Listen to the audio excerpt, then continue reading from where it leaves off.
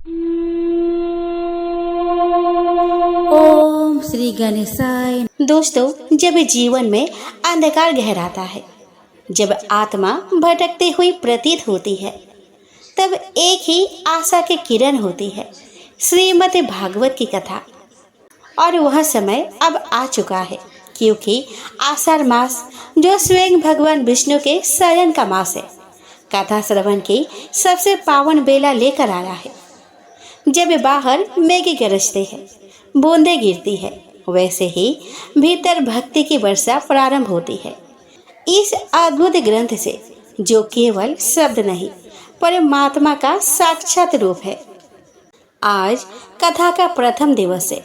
यह उस यात्रा का पहला पग है, जो जीव को प्रभु तक ले जाती है। इस ग्रंथ की महिमा इतनी अद्भुत है कि जो इसे श्रद्धा से सुनता है, उसके हृदय में भगवान स्थायी निवास कर लेते हैं। यह केवल कथा नहीं, यह परम तत्व की यात्रा है। तो आइए शुद्ध मन और श्रद्धा से सज्ज होकर कथा के पहले दिन भगवान की अमृतमय वाणी में डुबकी लगाए, क्योंकि भागवत कथा वही सुनता है जिसे भगवान स्वयं सुनना चाहते हैं। दोस्तों, पौराणिक युग में एक बार शौनक आदि 88,000 ऋषिवर नियमित से आरण्य में एकत्र हुए। वहाँ श्री वेद व्यास जी के पौराणिक शिष्य सूत जी विराजमान थे। उन ऋषियों ने सूत जी से प्रार्थना की कि वे कोई ऐसी कथा सुनाए जिसमें लीलामय परमेश्वर की भक्ति, ज्ञान और वैराग्य का समावेश सर्वाधिक हो।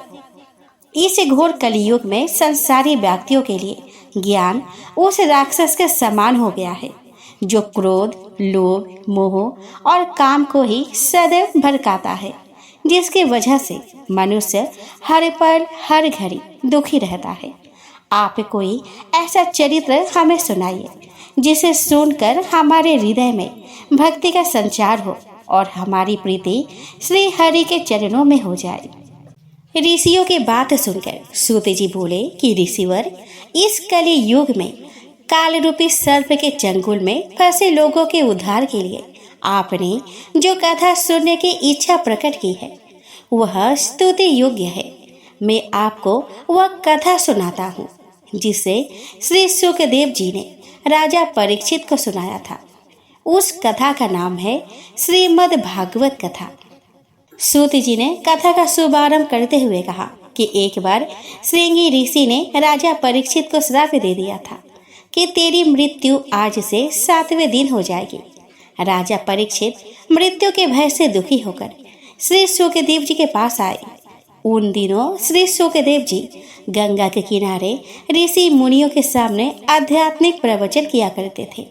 राजा की प्रार्थना पर उन्होंने उसका मृत्यु भय दूर करने के लिए यह श्रीमद् भागवत कथा सुनाई थी। जिस समय श्री सुखदेव जी कथा सुनाने के लिए तैयार हुए, उसी समय स्वर्ग के देवगण अमृत कलश लेकर वहां उपस्थित हो गए और सुखदेव जी से बोले कि ऋषिवर, आप यह अमृत पीकर अमर हो जाए और हमें कोई सुंदर कथा सुनाए। इस पर श्री सुखदेव जी ने देवताओं से कहा कि इस अमृत को पीकर तो लोग देवों के भांति अमर हो जाते हैं। यह अमृत हमारे किसी काम का नहीं है। स्वर्ग में आयु का कुछ पता नहीं चलता। वहाँ ब्रह्मा के एक दिन में 14 इंद्र बदल जाते हैं। तुम्हारे इस अमृत से तो वह कथा अमृत के समान है, जिसमें भगवान श्री कृष्ण का चरित्र है और जिसे सुनने के उपरांत मनुष्य जन्म तथा मृत्यु के आवागमन से मुक्त हो जाता है। महाराज परीक्षित भी इस कथा को सुनने के इच्छुक थे। यह कथा सनक आदि ऋषियों ने नारद मुनि को 1 सप्ताह के भीतर सुनाने की विधि बताई थी। आप भी यदि सुनने के इच्छुक हो तो विराजे। सूत जी की बात सुनकर देवतागण तो वहां बैठ गए, पर शौनक आदि ऋषियों ने श्री सूत जी से पूछा कि सूत जी, नारद जी तो 2 घड़ी से अधिक कहीं नहीं रुकते, फिर वे 7 दिनों तक एक स्थान पर कैसे रुके रहे? सूत जी बोले कि एक समय सनक, सनंदन, सनातन और सनत कुमार नामक 4 ऋषि भाई घूमते हुए बद्रिका आश्रम में आए। वह उन्होंने नारद जी को उदास बैठे देखा तो पूछा कि आज वे किस मानसिक चिंता में डूबे हुए हैं इस पर नारद जी ने उन चारों ऋषियों को प्रणाम कर अपनी चिंता का कारण बताते हुए कहा कि इस कली युग में वे चारों ओर घूम फिर कर आए हैं, तो उन्होंने देखा कि हर तरफ आपाधापी मची है। सत्य का पालन, पवित्र तपस्या करने का व्रत, दान और दया सभी लोग छोड़ चुके हैं। अपने माता पिता का कोई आदर नहीं करता। सभी अपने अपने स्वार्थ और सांसारिक मोह माया में उलझे हुए हैं। सभी अपना पेट भरने में लगे हैं। बात बात में झूठ बोलते हैं। साधु सन्यासी ढोंग करते हैं। सभी पैसों के लालच में कुछ भी करने पर उतारू हो जाते हैं। सर्वत्र अधर्म और नीच कर्मों का बोलबाला है। यह सब देखते हुए वे जब मथुरा नगरी में यमुना किनारे पहुंचे तो वहां एक स्त्री को उन्होंने रोते हुए देखा। उसके पास दो बूढ़े अचेत अवस्था में पड़े थे। कोई भी उस स्त्री की सहायता करने नहीं आ रहा था। उन्हें देखकर वह स्त्री अपना दुखड़ा सुनाने लगी। वह कह रही थी कि वह भक्ति है और ये दोनों अचेत परे उसके दो बेटे ज्ञान और वैराग्य है। यहाँ आसपास तो 3 स्त्रियां बैठी रो रही है। यह गंगा, यमुना और सरस्वती नदियाँ है जो मेरी सहायता के लिए यहाँ पे आई है। मैंने द्रविड़ प्रदेश में जन्म लिया था। कर्नाटक में मैं सयानी होकर दक्षिण में रही। वहाँ से चलकर मैं गुजरात पहुँची और वहाँ मैं बूढ़ी हो गई। लेकिन जब से मैं यहाँ वृंदावन में आई हूँ तब से मैं फिर से जवान हो गई हूँ। परंतु मेरे यह दोनों बेटे ज्ञान और वैराग्य कली युग के पापों के अग्नि से भस्मीभूत होकर अचेत हो गए हैं। इसी से मैं दुखी हूँ। मेरे पुत्र तो बूढ़े हैं और मैं जवान हूँ। ऐसा देखकर संसारी लोग मेरी हंसी उड़ाते हैं। नारद जी ने उसे समझाया कि कली युग की वजह से तेरे पुत्रों ने अपने मर्यादा का त्याग कर दिया है। भाव यही है कि कली युग में भक्ति के द्वारा ही परमात्मा का सहचर्य संभव है। ज्ञान वैराग्य को कोई नहीं पूछता। राजा परीक्षित ने भी दया करके कली युग को छोड़ दिया था। इसी का परिणाम उन्हें भुगतना पड़ रहा है। दूसरे लोगों को भी धर्म कर्म छोड़ देने के कारण दुख उठाना पड़ रहा है। केवल भजन कीर्तन के द्वारा ही नारायण को प्रसन्न किया जा सकता है। कली युग का यही धर्म है। इस युग में तो ब्राह्मण दान लेकर भी प्रायश्चित नहीं करता। सभी के मन में क्रोध, लोभ, काम और अहंकार भरा रहता है। नारद जी की बात सुनकर भक्ति ने कहा कि ऋषिवर, आप धन्य हैं। मुझे बड़े भाग्य से आपके दर्शन हुए हैं। आप सभी का दुख हरने वाले हैं। आप कोई ऐसा उपाय बताइए कि मेरे यह दोनों पुत्र ज्ञान और वैराग्य फिर से युवा हो जाए। इससे मेरा दुख छूट जाएगा और मुझे फिर से जीवन दान मिल जाएगा। मैं आपको बार बार नमन करती हूँ। कृपया मेरा दुख और कलेश दूर कीजिए। नारद जी ने स्त्री रूपी भक्ति से कहा कि हे देवी, तुम अब श्री कृष्ण का ध्यान करो और समस्त चिंताओं को छोड़कर उन्हें में अपने मन को लगाओ। श्री कृष्ण तुम्हारे समस्त कष्टों को दूर करेंगे। उन्होंने ही दुर्योधन के सभा में द्रौपदी की पुकार पर उसकी लाज बचाई थी और जब ग्रह ने जल में हाथी का पैर पकड़कर खींचना चाहा तब उन्होंने विष्णु रूप में गजेंद्र की पुकार पर उसके प्राणों की रक्षा की थी। श्री कृष्ण अपने भक्तों को बड़ा प्रेम करते हैं। उनके पुकार पर वे नंगे पैरों भागे चले आते हैं। हे भक्ति, वैकुंठनाथ श्री विष्णु के भक्तों से इतना प्यार है कि वे ऊंच नीच का भेद नहीं करते। जहाँ भक्ति का वास होता है वे वहाँ तत्काल पहुँच जाते हैं। सतयुग, त्रेता और द्वापर युगों में ज्ञानी लोग यज्ञ, तप, दान व धर्म करके मोक्ष प्राप्त करते हैं। परंतु कली युग में तो भक्ति के द्वारा ही जीवों का इस भव सागर से उद्धार हो जाता है। ज्ञान और वैराग्य को इस युग में कोई नहीं पूछता। जिनके हृदय में हे भक्ति तेरा वास रहेगा वे पापी होने पर भी भय मुक्त होकर वैकुंठ धाम को प्राप्त करेंगे। परमात्मा का दर्शन यज्ञ आदि से इतना शीघ्र प्राप्त नहीं होता जितना कि भक्ति के द्वारा सहज रूप में हो जाता है। इसलिए परमात्मा ने भक्ति को ही सर्वोपरि रखा है। नारद जी की बात सुनकर भक्ति की शंका दूर हो गई। वह बोली कि हे ऋषिवर नारद जी, आप धन्य हैं। आपने जिस प्रकार मुझे धीरज बंधाया है उसी प्रकार आप मेरे पुत्रों को भी जगाओ। मेरे द्वारा अनेकानेक प्रयास करने पर भी इनकी चेतना जागृत नहीं हो पा रही है। मुझे इनके लिए बड़ी चिंता हो रही है। नारद जी भक्ति से कुछ कहते तभी आकाशवाणी हुई कि हे नारद जी, यह दोनों बिना सत्संग के जागृत नहीं होंगे। इनके लिए किसी साधु जन को खोजो। नारद ने इधर उधर देखा तो उन्हें अपनी ओर आते हुए सनक आदि मुनीश्वर दिखाई दिए।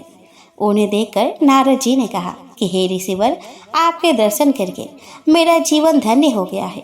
आप योगी और ज्ञानी है। आपके तप के बराबरी कोई नहीं कर सकता। आपके ही सामर्थ्य थी कि आपने वैकुंठपति के द्वारपालों जय और विजय को पृथ्वी पर गिरा दिया था और आपकी कृपा से ही वे पुनः वैकुंठ लोक पहुंच गए हैं। आप दया करके भक्ति, ज्ञान और वैराग्य का दुख दूर कीजिए, जिससे चारों वर्णों में आपका यश फैले और कली युग में जन्म लेने वाले प्राणियों का जीवन शुद्ध और पवित्र हो जाए। नारद जी की प्रार्थना सुनकर सनत कुमारों ने कहा कि नारद जी, श्री श्याम सुंदर के सभी दासों में आप सर्वश्रेष्ठ हैं।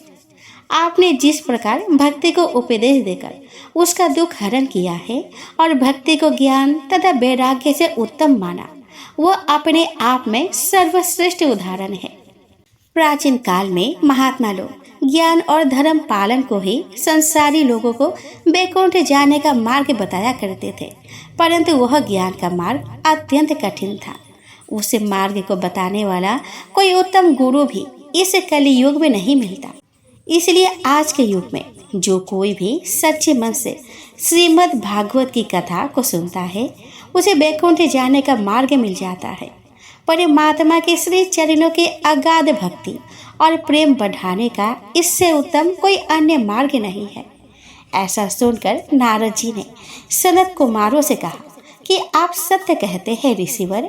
मैंने वेद और गीता का अध्ययन करके ज्ञान वैराग्य को जगाने का बहुत प्रयास किया, पर उनमें चेतना नहीं आई।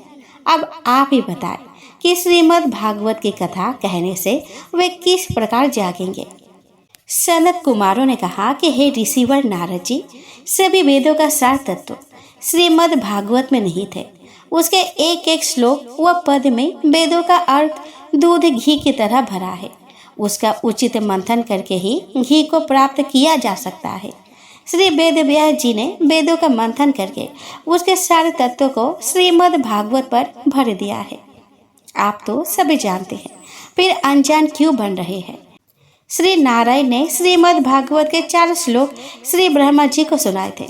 आपने भी उन्हें सुना था और उन्हें आपने श्री वेद व्यास जी को बताया था।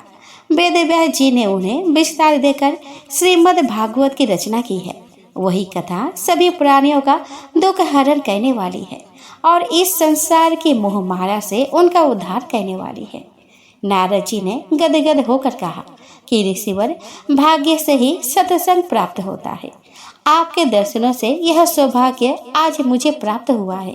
अब आप मुझे यह बताइए कि इस भागवत कथा का पारायण कहाँ पे करना चाहिए और कितने दिनों में करना चाहिए।